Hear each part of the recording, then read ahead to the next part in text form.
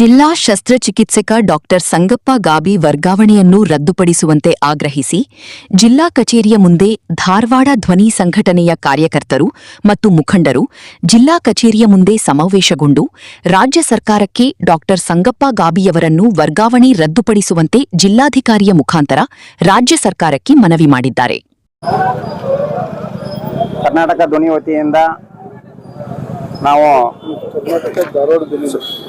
ಇವತ್ತು ಧಾರವಾಡ ಧ್ವನಿ ವತಿಯಿಂದ ಏನು ಡಾಕ್ಟರ್ ಸಂಗಪ್ಪ ಗಾಬೆ ಸಾಹೇಬರು ವರ್ಗಾವಣೆ ಆಗಿದ್ದರನ್ನು ಖಂಡಿಸಿ ಇವತ್ತು ಸಾಂಕೇತಿಕವಾಗಿ ನಾವು ಹೋರಾಟವನ್ನು ನಮ್ಮ ಈಶ್ವರ್ ಶಿವೋಳೆ ಅವರ ಮುಖಾಂತರ ಸಾಂಕೇತಿಕವಾಗಿ ಹೋರಾಟ ಮಾಡಿದ್ದೇವೆ.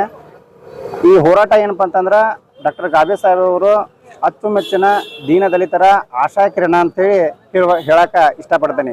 ಯಾಕಂತಂದ್ರೆ ಡಾಕ್ಟರ್ ಸಂಗಪ್ಪ ಗಾಬೆ ಸಾಹೇಬರು ಶಸ್ತ್ರಚಿಕಿತ್ಸಾ ವಿಭಾಗದ ಸರ್ಜನ್ ಡಾಕ್ಟರು. ಅವರು ಅನೇಕ ಕಡು ಬಡವರು ನಿರ್ಗತಿಕರ ಕುಟುಂಬಕ್ಕೆ ಅನೇಕ ಸಹಾಯ ಸಹಕಾರವನ್ನು ಮಾಡ್ಕೊತ ಬಂದಿದ್ದಾರೆ. ಹಾಗೆ ಮತ್ತು ಜಿಲ್ಲೆಯ ಆಸ್ಪತ್ರೆಯನ್ನು ಅಭಿವೃದ್ಧಿಪಡಿಸುವಲ್ಲಿ ತಾವು ಅವ್ರದ್ದು ಒಂದು ಪಾತ್ರ ತುಂಬ ಅಚ್ಚುಕಟ್ಟಾಗಿ ಕಾರ್ಯನಿರ್ವಹಿಸಿದ್ದಾರೆ. ಹಾಗಾಗಿ ಮಾನ್ಯ ಗಣವತ್ತ ರಾಜ್ಯ ಸರ್ಕಾರದ ಮುಖ್ಯಮಂತ್ರಿಗಳಾದಂಥ ಸನ್ಮಾನ್ಯ ಡಿ.ಕೆ. ಶಿವಕುಮಾರ್ ಸಾಹೇಬ್ರೆ ಹಾಗೂ ಆರೋಗ್ಯ ಮತ್ತು ಕುಟುಂಬ ಕಲ್ಯಾಣ ಇಲಾಖೆ ಸಚಿವರಾದಂಥ ಯು.ಟಿ. ಖಾದರ್ ಸಾಹೇಬ್ರೆ ಬೇಗನೆ ಅವರನ್ನು ಮತ್ತೆ ಮರಳಿ ಅದೇ ಒಂದು ಶಸ್ತ್ರಚಿಕಿತ್ಸಕ ನಮ್ಮ ಧಾರವಾಡ ಜಿಲ್ಲೆಯ ವಿಭಾಗಕ್ಕೆ ಅವ್ರನ್ನ ಮರಳಿ ಅವ್ರನ್ನ ಕೊಡಬೇಕು, ಅವ್ರ ವರ್ಗಾವಣೆಯನ್ನು ರದ್ದುಪಡಿಸಬೇಕಂತ ಹೇಳಿ ಈ ಮೂಲಕ ಹೇಳಕ್ಕೆ ಇಷ್ಟಪಡ್ತೇನೆ. ನನ್ನ ಹೆಸರು ಲಕ್ಷ್ಮಣ್ ಚಲವಾದ್ ಅಂತೇಳಿ ಡಾಕ್ಟರ್ ಬಿ.ಆರ್. ಅಂಬೇಡ್ಕರ್ ದಲಿತ ಸಂಘ ಸಮಿತಿಯ ಜಿಲ್ಲಾ ಪ್ರಧಾನ ಕಾರ್ಯದರ್ಶಿ. ನಮಸ್ಕಾರ.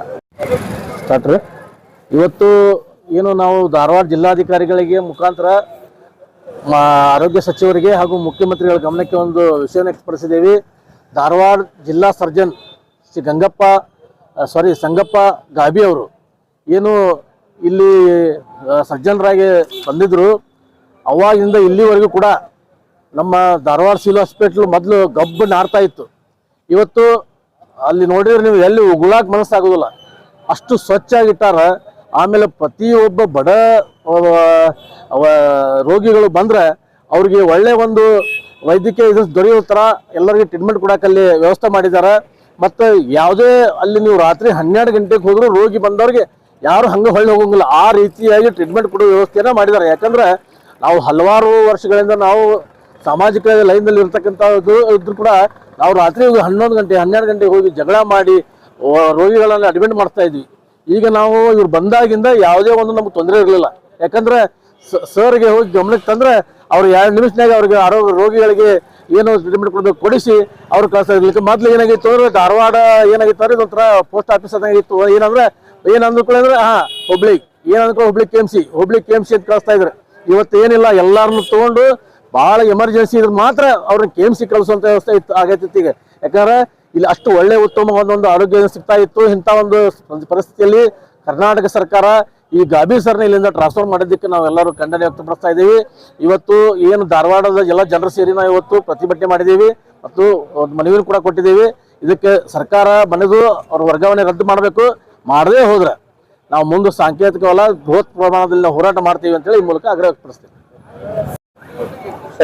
ಇವತ್ತು ಧಾರವಾಡ ಜಿಲ್ಲಾ ಆಸ್ಪತ್ರೆಯ ನಮ್ಮ ಸರ್ಜನ್ ಸರ್ ಆದಂಥ ಡಾಕ್ಟರ್ ಸಂಗಪ್ಪ ಗಾಬಿ ಸರ್ನ ನಮ್ಮ ರಾಜ್ಯ ಸರ್ಕಾರ ವರ್ಗಾವಣೆಯನ್ನು ಮಾಡಿದೆ.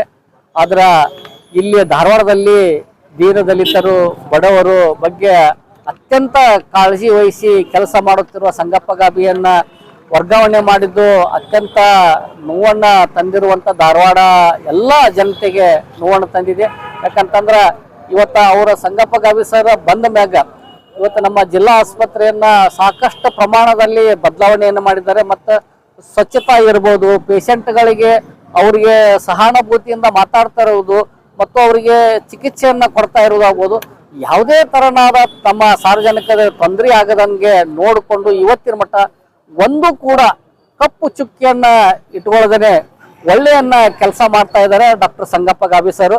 ಅದಕ್ಕೆ ಇವತ್ತ ಏನು ರಾಜ್ಯ ಸರ್ಕಾರ ಅವರಿಗೆ ಏನು ವರ್ಗಾವಣೆ ಆದೇಶವನ್ನು ಮಾಡಿದೆ, ಆ ಆದೇಶವನ್ನು ರದ್ದುಗೊಳಿಸಬೇಕಂತೇಳಿ ಈ ಮೂಲಕ ನಾನು ಸರ್ಕಾರಕ್ಕೆ ವಿನಂತಿ ಮಾಡ್ತಾ ಇದ್ದೇನೆ. ಧನ್ಯವಾದಗಳು. ಇವತ್ತು ನಾವು ಧಾರವಾಡ ಧ್ವನಿ ವತಿಯಿಂದ ಇವತ್ತು ನಾವು ಮಾನ್ಯ ಜಿಲ್ಲಾಧಿಕಾರಿಗಳ ಮುಖಾಂತರ ಸನ್ಮಾನ್ಯ ಮುಖ್ಯಮಂತ್ರಿಗಳಾದಂಥ ಡಿ ಕೆ ಶಿವಕುಮಾರ್ ಸಾಹೇಬರು ಕೂಡ ಇವತ್ತು ಮನವಿಯನ್ನು ಕೊಟ್ಟಿದ್ದೇವೆ. ಅದಕ್ಕೆ ತಕ್ಷಣ ವರ್ಗಾವಣೆ ರದ್ದುಗೊಳಿಸಿ ಇವತ್ತು ಅವರಿಗೆ ಮುಂದುವರಿಸಬೇಕಂತೇಳಿ ಈ ಮೂಲಕ ಕೇಳ್ಕೊತಾ ಇದ್ದಾರೆ. ಧನ್ಯವಾದಗಳು. ಈಶ್ವರ್ ಶಿವಳ್ಳಿ.